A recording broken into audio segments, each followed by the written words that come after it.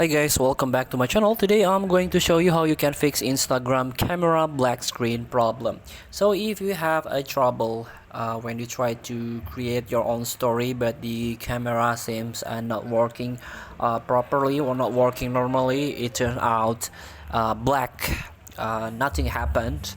You have to check your camera on your Android or on your device. For example, maybe your camera is there is a problem with your hardware with your device.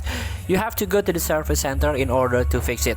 But if your camera working normally, maybe there is a bug in your Instagram, you can go to the Play Store for first and try to update your Instagram.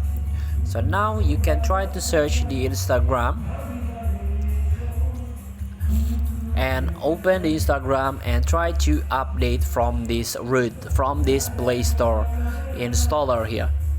So here, as you can see, I already updated. I always keep update on Instagram app. So in order to fix some issues, fix some bugs, you need to update the apps, every apps on your device. And also, before you open your Instagram, you can hold this application info, tap application info,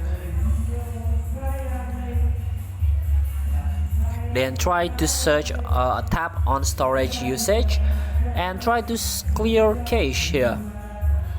And also you can consider to clear your data, but you need to relog into your app.